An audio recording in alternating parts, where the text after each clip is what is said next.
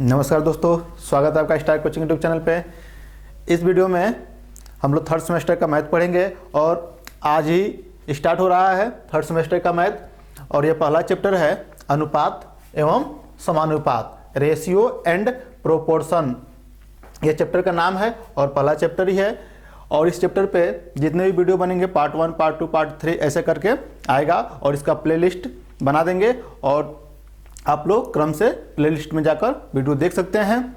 तो सबसे पहले हम लोग अनुपात समझ लेते हैं क्या है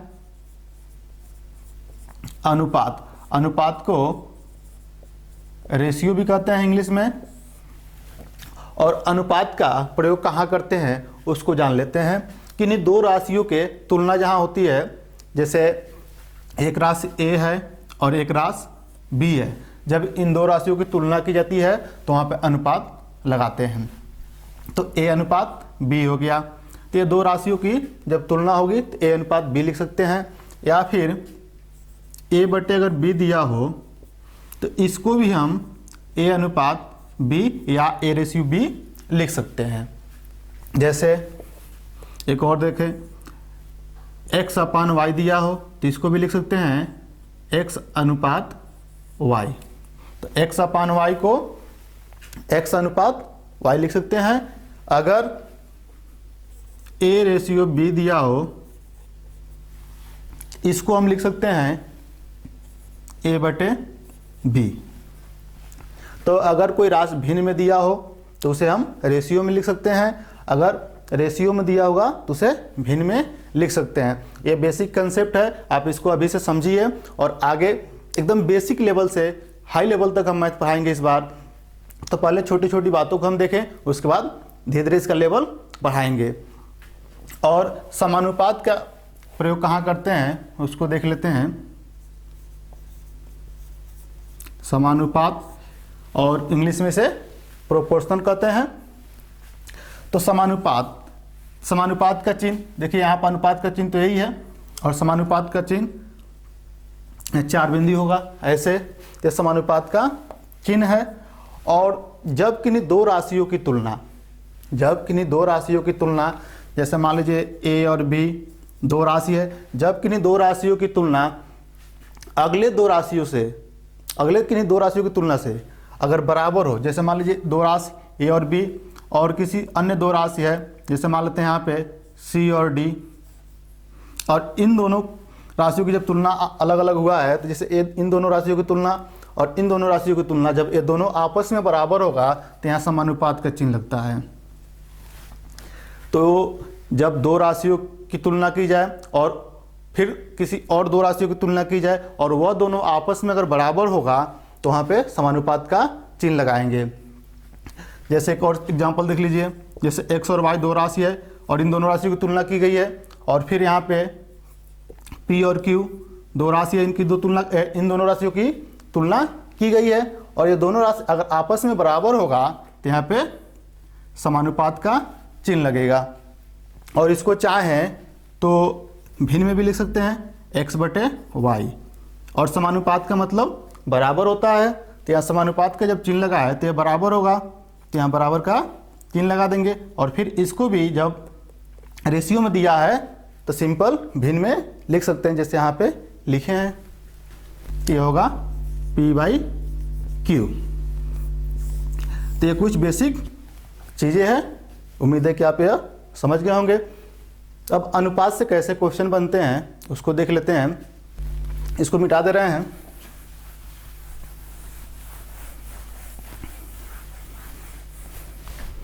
चलिए पहले हम लोग टाइप 1 देख लेते हैं।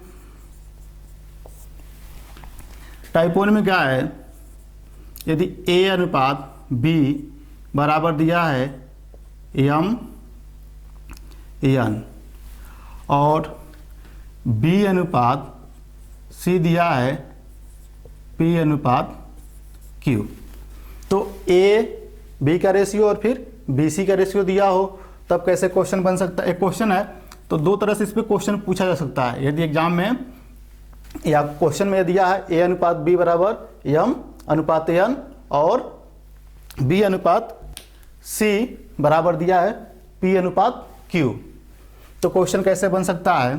पहला क्वेश्चन तो बन सकता है A अनुपात B अनुपात C, तीनों का अनुपात पूछा जा सकता है, ठीक। और दूसरा क्वेश्चन बन सकता है A अनुपात C, A अनुपात C पूछा जा सकता है। अब इसके बाद इस पर क्वेश्चन नहीं बनेगा। अगर ए बी का अनुपात और फिर बी सी दिया है तो दो ही तरह से क्वेश्चन बनेगा, ए बी सी या पूछ सकता है या फिर ए अनुपात सी पूछा जा सकता है। तो कैसे इसको सॉल्व करेंगे, अब इसको देखिए। तो सॉल्व कैसे करेंगे, यहाँ पे लिखेंगे ए अनुपात बी एम अनुपात एन, और यहाँ पे बी अनुपात सी दिया है पी अनुपात क्यू। अभी हम लोग कॉन्सेप्ट समझ रहे हैं, क्वेश्चन अभी कराएंगे इस पे, पहले इसको समझ लीजिए अच्छे से। यह हो गया बी अनुपात सी पी अनुपात क्यू। अब देखिए यहाँ बी है और यहाँ भी बी है, तो दोनों में बी कॉमन है, तो बी का यहाँ पर मान दिया है एन और यहाँ बी का मान दिया है पी, तो पी से इसमें गुणा कर दें और एन से इसमें गुणा कर दें। तो पी से जब इसमें गुणा करेंगे तो एम पी अनुपात, जब पी से फिर इसमें एन में भी गुणा करेंगे तो एन पी होगा।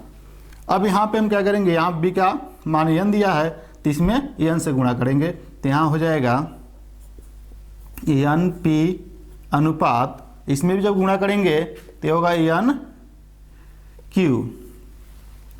ये हो गया एन क्यू, दोनों में एन से गुणा कर दिए। अब देखिए यहाँ पे यहाँ बी इक्वल है और यहाँ पे एन पी इक्वल हो गया, तो ए बी सी, अब यहाँ से अनुपात लें, ए अनुपात बी अनुपात सी बराबर, अब देखिए ए का मान यहाँ से कितना है दिया है एन एम पी, तो एम पी यहाँ पर रख लें अनुपात, अब बी का मान कितना दिया है एन पी, तो एन पी रख लिए, और बी का मान एन पी दोनों जगह कॉमन है, तो बी का मान यहाँ से अगर भी ले तो एन पी ही आएगा, तो दोनों जगह इक्वल होना चाहिए। अब सी का मान लें, तो सी का मान दिया है एन क्यू, ये आ गया ए अनुपात बी अनुपात सी बराबर एम पी अनुपात एन पी और अनुपात एन क्यू, तो ये इसका मान हो गया। एक तो यह आंसर होगा। अब दूसरा क्या पूछा, ए सी, तो ए अनुपात सी अगर पूछा है तो जब हम यह निकाल लेंगे तो ए अनुपात सी आसान हो जाएगा, क्योंकि ए का मान यहाँ से ले लिए एम पी अनुपात और सी का मान यहाँ से ले लिए एन क्यू, ये आंसर होगा।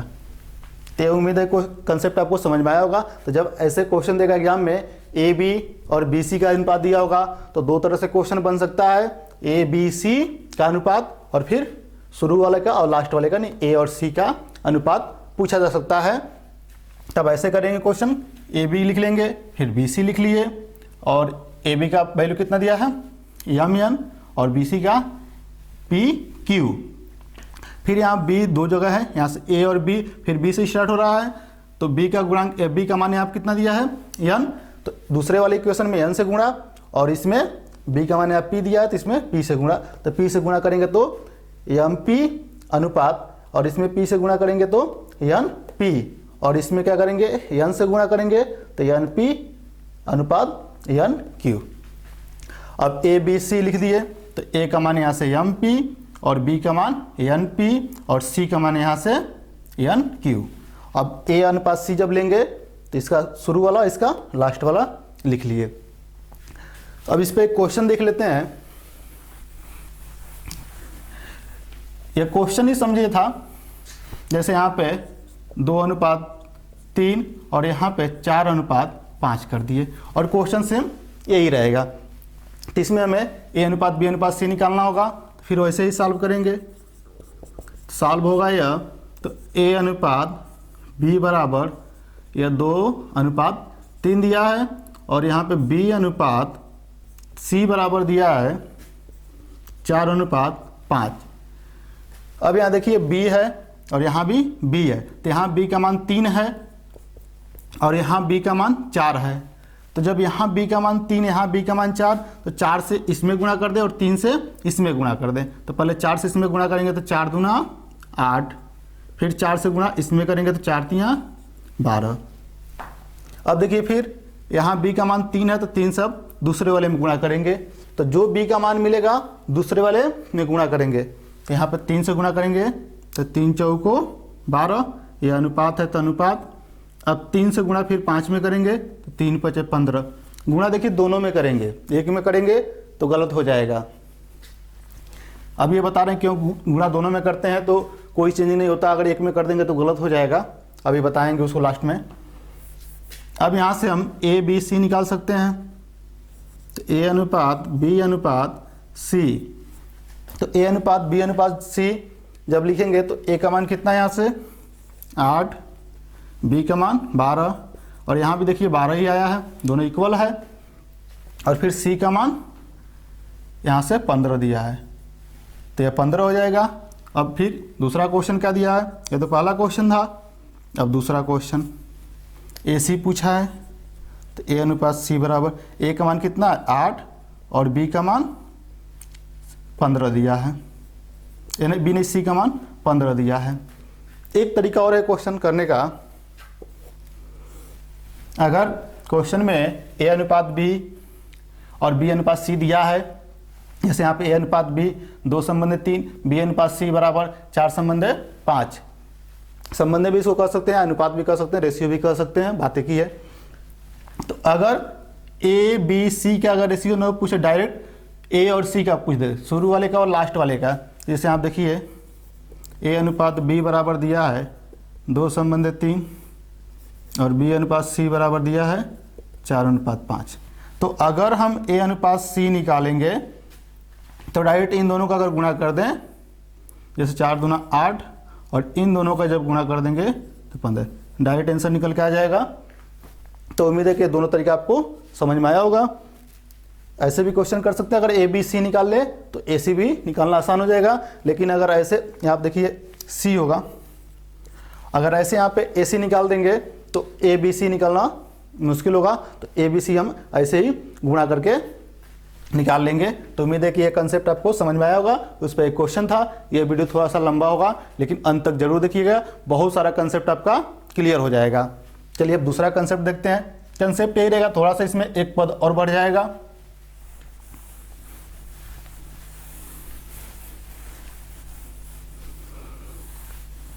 चलिए अब समझिए, टाइप वही रहेगा, या टाइप ए और बी या टाइप 2 ही समझ ले इसको।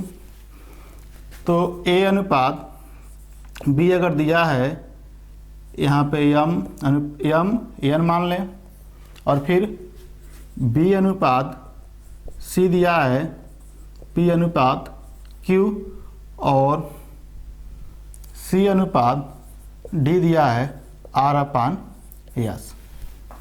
अब यहाँ देखिए 4 वैल्यू ले लिए, ए बी और बी सी और सी डी। तो ए बी दिया है यम एन और बी सी दिया है एन यानी पी क्यू, और यहाँ पर सी डी दिया है आर एस।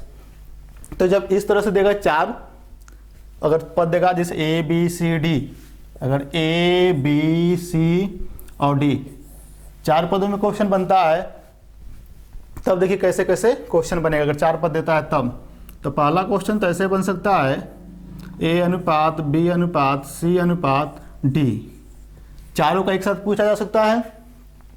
दूसरा जो क्वेश्चन बनेगा, हो सकता है शुरू और लास्ट का पूछ दे, ए अनुपात डी। दूसरा क्वेश्चन ऐसे बन सकता है। तीसरा क्वेश्चन जो बन सकता है शुरू के 3 का, जैसे ए बी और सी, ऐसे क्वेश्चन बन सकता है। चौथा क्वेश्चन जो बन सकता है, लास्ट का 3 पूछा जा सकता है, तो बी अनुपात सी अनुपात डी।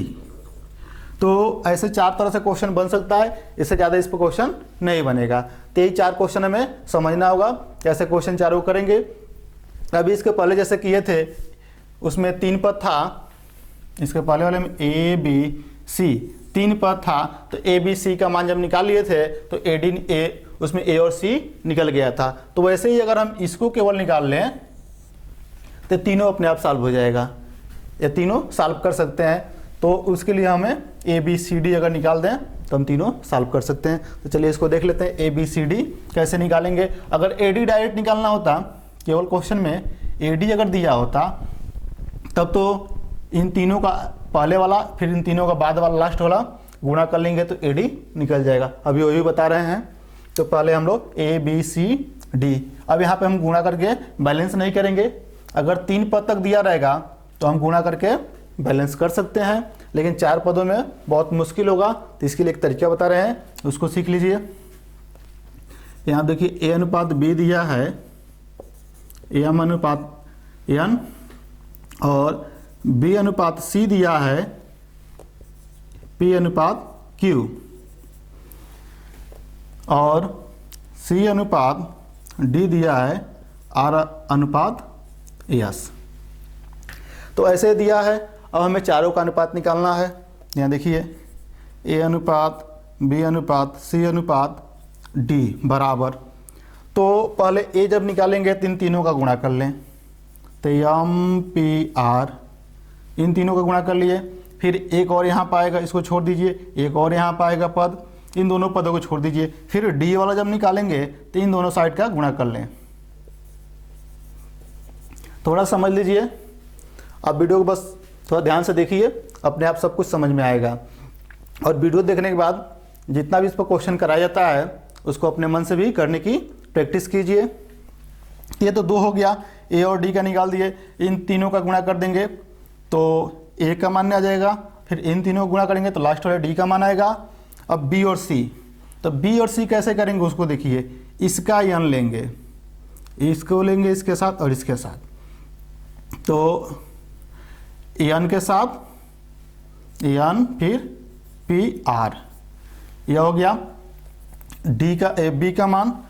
अब सी का मान जब लेंगे तो यहाँ तो एक लिए, फिर ऐसे आए, और फिर 2 इसमें लेंगे, एक इसमें लेंगे, तो एन, फिर जैसे यहाँ से यह होगा, फिर यह होगा, तो एन क्यू आर, तो यह हो जाएगा ए बी सी डी का मान निकल गया। फिर से देख लीजिए, जब ए बी सी डी 4 में देगा तो ऐसे चारों को लिख लेंगे, यानी 3 ही पद होगा तो A B B C C D को लिख लेंगे। फिर इन तीनों का गुणा कर लेंगे तो ए का मान, फिर इन तीनों का गुणा करेंगे डी का मान, फिर एन, और फिर इन दोनों का जब गुणा कर लेंगे तो बी का मान, फिर एन क्यू और आर का जब गुणा कर लेंगे तो सी का मान। तो ऐसे लिख के आप करेंगे तो बहुत अच्छे से और समझ में आ जाएगा।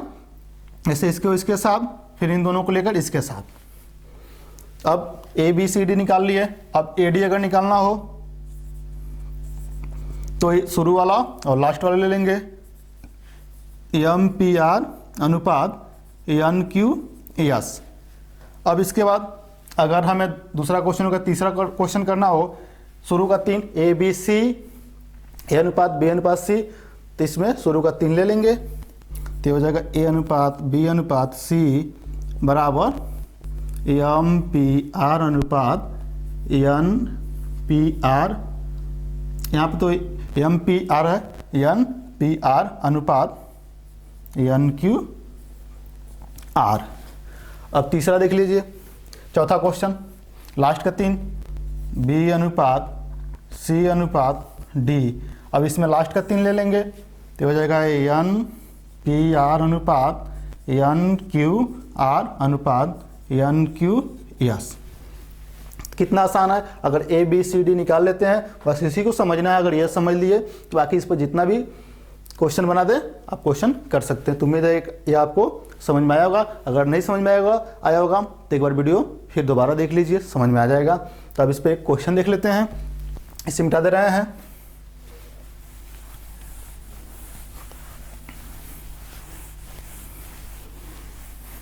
चलिए इस पर एक क्वेश्चन देख लेते हैं।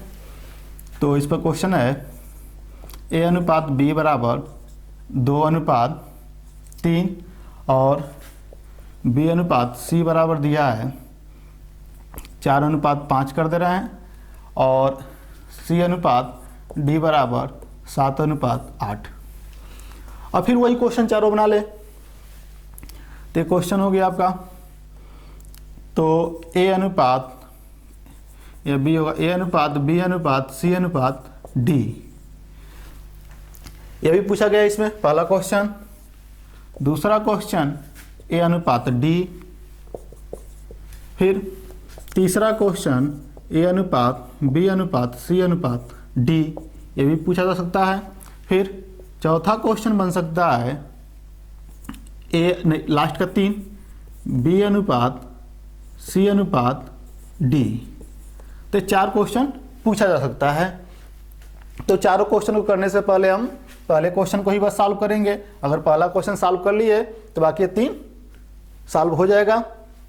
तो पहला क्वेश्चन सॉल्व कर लें।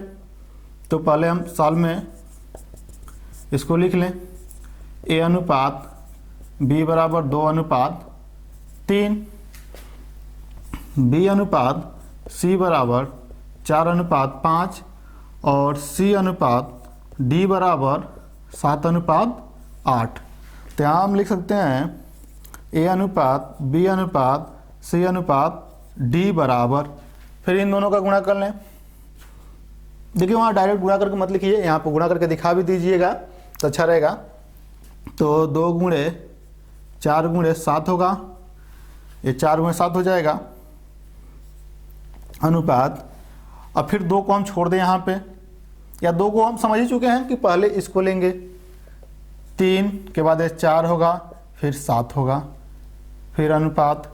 अब इसमें 2 लेंगे, 3 गुणे 5, क्योंकि 2 लेते हैं फिर 7 आता है यहाँ पे, तो 7 होगा अनुपात होगा यहाँ पे अनुपात। अब इन तीनों गुणा करेंगे तो लास्ट डी का मान आएगा, तो 3 गुणे 5 गुणे 8 होगा बराबर।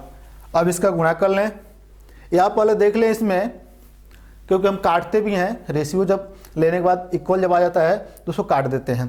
तो देखिए कोई भी ऐसा संख्या है जो तीनों में कॉमन हो सकता है तो यहीं से देख सकते हैं हम लोग। नहीं यहाँ से नहीं, इसमें हम देख ले पहले, तीनों में कुछ कॉमन दिख रहा है। तो ये देखिए यहाँ पर 2 है, 2 का मल्टीपल यहाँ पे नहीं है, क्योंकि यहाँ तो 8 है, यहाँ 4 है, तो इसमें नहीं है। फिर 4 है तो 4 का मल्टीपल यहाँ है, यहाँ भी है लेकिन इसमें नहीं है। 7 का मल्टीपल यहाँ है लेकिन यहाँ पे नहीं है, तो यह कटने वाला तो है नहीं। तो 7 चौका 28, दूना आपका हो जाएगा 56। देखिए कभी कैलकुलेशन करने में कुछ मिस्टेक हो जाता है तो आप लोग भी समझिए, कंसेप्ट पे जाइए, गलती हो जाता है, लेकिन हम अपने तरफ से पूरा फुल कोशिश करते हैं कहीं गलती ना हो। तो 7 चौका 28, दूना 56। अब यहाँ देखिए यह हो जाएगा 7 चौका 28, 28 तिया 84 हो जाएगा अनुपात। अब यहाँ देखिए 7 त्रिक 21, 25 हो जाएगा 105 अनुपात। ये हो जाएगा 8 त्रिक 24 और 24 के जब 5 में गुणा करेंगे तो हो जाएगा 120। तो यह रहा अनुपात 56 अनुपात 84 अनुपात 105 अनुपात 120।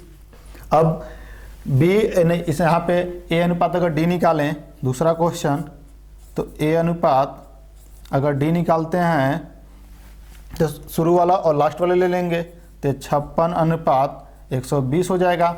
वैसे ही अगर बी अनुपात सी यहाँ पर 4 देखिए आप 2 ही रहेगा, तीसरा क्वेश्चन में जो होनेगा ए अनुपात बी अनुपात सी ही रहेगा जब क्वेश्चन बनेगा। तो क्योंकि यहाँ पे ए बी सी और डी ले चुके हैं तो यहाँ पे ए अनुपात बी अनुपात सी आएगा, तो शुरू का 3 हो जाएगा इसका आंसर। अगर ये लेते हैं तो लास्ट का 3 हो जाएगा।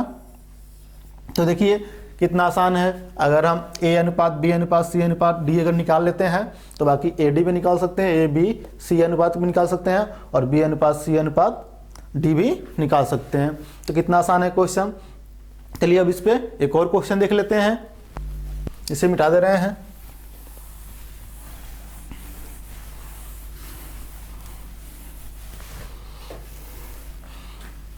चलिए क्वेश्चन देखते हैं, ए अनुपात बी बराबर 4 अनुपात 5 दिया है और बी अनुपात सी दिया है 3 अनुपात 5। तो ए अनुपात बी अनुपात सी बताना है, यही क्वेश्चन है। दूसरा क्वेश्चन ले लेते हैं ए अनुपात डी।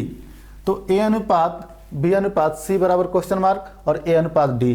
तो हम लोग पहले कंसेप्ट में पढ़े हैं, ये क्वेश्चन है आपका। तो सॉल्व में हम पहले ए अनुपात बी बराबर लिख लेंगे 4:5 और बी अनुपात सी बराबर 3:5 ये दिया है। अब इसको लिख लिए। अब देखिए b का मान यहाँ 5 दिया है और यहाँ b का मान 3 दिया है, तो 3 से इसमें गुणा करेंगे और 5 से इसमें गुणा करेंगे। तो 3 से इसमें गुणा करेंगे तो 3 चौको 12 और 3 पचे 15। अब यहाँ 5 से गुणा करेंगे तो 5 तियाँ 15 और 5 पचे 25। अब a अनुपात b 12:15 ले लिए, b अनुपात c 15:25 ले लिए। अब इसको लेके क्वेश्चन सॉल्व नहीं करेंगे, जो नया रेशियो मिला है या इसको लेके क्वेश्चन करेंगे। अगर इसको काटेंगे भी तो फिर यही मिल जाएगा। तो यहाँ पे a अनुपात पहला क्वेश्चन जो है a अनुपात b अनुपात c, अब 12 ले लिए a का मान, b का मान 15 है और यहाँ भी b का मान तो 15 ही इक्वल हो गया है, तो कहीं एक ही जगह से लेंगे b का मान। अब c का मान 25 है। कहीं अगर गलती से a का मान यहाँ से अगर कहीं ले लिए तो क्वेश्चन गलत होगा, तो ये सावधानीपूर्वक सॉल्व कीजिएगा। यहाँ पे जब गुणा करेंगे तो जो नया रेशियो बनेगा वही हम यहाँ पे रखेंगे। अब दूसरा क्वेश्चन क्या है, a अनुपात d, तो इसका शुरू वाला ले लें और फिर लास्ट वाला, तो ये आंसर होगा। अगर कभी कटता है तो इसको काट देंगे, काट के और छोटा कर देंगे। तो उम्मीद है कि क्वेश्चन आपको समझ में आया होगा। चलिए एक और जो कंसेप्ट बताना था हम भूल गए कि बताएं कि लास्ट में बताएंगे, तब उसको देख लेते हैं। किसी भी रेशियो में जैसे a अनुपात b बराबर m अनुपात n और b अनुपात c बराबर p अनुपात q अगर दिया हो, तो यह अनुपात जो दिया है m और n, इसमें किसी सेम राशि से गुणा करते हैं और सेम राशि से भाग करते हैं तो अनुपात सेम रहता है, अनुपात बदलता नहीं है। तो याद रखिए कि जब अनुपात यानी जब संख्या दिया होगा अनुपात में, तो किसी सेम राशि से गुणा कर दें या भाग कर दें दोनों में, तो रेशियो सेम रहता है, रेशियो में कोई चेंजिंग नहीं होता है। लेकिन जब जोड़ दें या फिर घटा दें, कोई राशि अगर जोड़ते हैं और घटाते हैं तो रेशियो चेंज हो जाता है, बदल जाता है। जैसे एक एग्जाम्पल दे रहे हैं, यहाँ पर देखिए a अनुपात b दिया है 4:5, तो 4:5 दिया है। अगर इसमें हम 2 से गुणा कर दें, 2 से यहाँ गुणा कर देते हैं तो 8 हो जाएगा, या यहाँ 2 से गुणा कर रहे हैं या 10 हो जाएगा। तो देखिए क्या अनुपात बदल गया, नहीं बदला ना। 4 और 5 का फिर यहाँ 2 से अगर भाग भी कर दें तो फिर यह 4 और 5 हो जाएगा।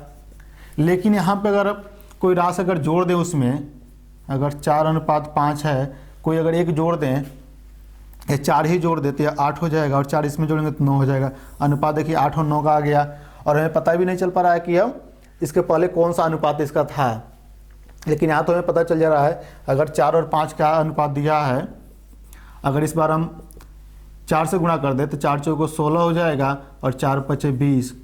अगर हमें यह ना पता हो कि हम किस संख्या से गुणा किए थे, तो उसको अगर हम छोड़ दें तो यहाँ से हमें पता चल जाएगा। अगर 4 से भाग करें तो 4 चौको 16 और ये 4 पचे 20। फिर ये अनुपात मिल गया कि नहीं मिल गया। तो भाग हम किससे किए हैं, 4 से भाग किए हैं। तो 4 से भाग किए हैं तो रेशियो सेम है। तो जब किसी रेशियो में अगर हम किसी भी संख्या से गुणा कर दें या भाग कर दें तो रेशियो में कोई चेंजिंग नहीं होता है। लेकिन जब कोई संख्या जोड़ दें या फिर घटा दें तो रेशियो बदल जाता है। तो उम्मीद है कि अब क्वेश्चन आपको समझ में आया होगा। इस वीडियो में बस इतना ही। अगले वीडियो में एक और कंसेप्ट हम लोग पढ़ेंगे।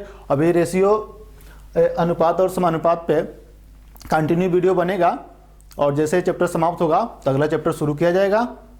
और जो लोग इस चैनल पर नए हैं वो लोग चैनल को सब्सक्राइब कर लें और बगल वाले बेल आइकन को दबा लें, ताकि नए वीडियो का नोटिफिकेशन आपको मिलता रहेगा। और जो लोग आपके साथ और पढ़ते हैं उन लोगों के पास भी ये वीडियो शेयर कीजिए, ताकि सबको फ़ायदा हो। अगर कोई भी प्रॉब्लम हुआ हो तो आप कमेंट में बताइए। अगर ज़्यादा फास्ट पढ़ाए होंगे तभी कमेंट बताइए, अगले वीडियो से स्लो कर दिया जाएगा।